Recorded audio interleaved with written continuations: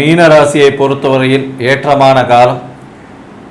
ராசிக்கு 4ஆம் இடத்தில் ராசிநாதன், நல்ல ஒரு ஏற்றம் இருக்கும்.